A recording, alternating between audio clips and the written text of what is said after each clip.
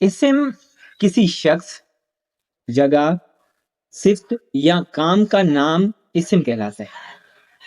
کام کے نام سے مراد یہاں مصدر ہے، مثلا پڑھنا، لکھنا، مارنا، کھانا، پینا، جانا اور آنا، یہ کیا ہے؟ یہ اسم ہے، یہ عربی میں اسم کہلاتے ہیں۔ دوسرے نمبر پہ ہے فعل۔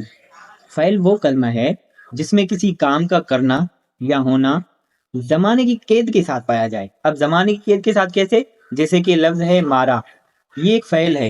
اب اس میں پتہ چل رہا ہے کہ یہ جو مارنے کا کام ہے یہ زمانے ماضی میں ہوا، جبکہ اس مارا کا اسم ہے مارنا۔ اس میں اس کا مفہوم تو پتہ ہے کہ مارنا مطلب یہ مارنے کا کام ہو رہا ہے، پر اس میں زمانے کی قید نہیں پائی جاتی کہ مارنا کیا، مارنا مطلب ماضی میں مارنا، مضارع میں مارنا، کیا مارنا۔ تو یہ بات سمجھ لینی چاہیے کہ جو فعل ہوتا ہے اس کے ساتھ زمانے کی قید لازمی ہوتی ہے۔ اب تیسری چیز ہمارے پاس حرف ہے۔ اب حرف کیا ہے؟ حرف وہ کلمہ ہے جس کی اپنی معنی ہوتی ہے، پر جب تک یہ کسی اسم یا فعل کے ساتھ استعمال نہ ہو تب تک اس کا مطلب سمجھ میں نہیں آتا۔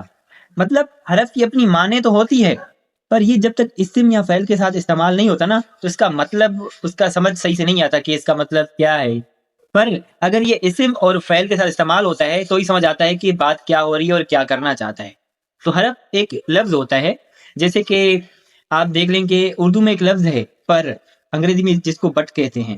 یہ جو پر ہے یعنی بٹ ہے، اگر ہم کسی جملے میں 100 دفعہ بھی پر ڈٹ لگا لیں تو ہمیں کوئی مطلب سمجھ نہیں آئے گا کہ یار یہ پر مطلب کیا کہہ رہا ہے۔ تو ہم اس کو بولیں گے بھائی آگے بھی تو بولو، آگے تو کچھ بولو، پر کے آگے کیا ہے۔ تو اس کے باوجود اگر ہم بولیں گے کرسی پر تو اس کا مطلب ہمیں سمجھ میں آ جائے گا کہ یہ کرسی پر کسی چیز کی بات کر رہا ہے، کہ کوئی شخص بیٹھا ہوا ہے، کوئی چیز رکھی ہوئی ہے، تو مطلب پتہ چل گیا ہمیں کہ یہ کرسی پر کسی چیز کی بات کر رہا ہے۔ تو خالی پر کرنے سے اس حرف کا مطلب سمجھ نہیں آتا، پر یہ جب اسم اور فعل کے ساتھ جڑتا ہے تو ہی حرف سمجھ آتا ہے۔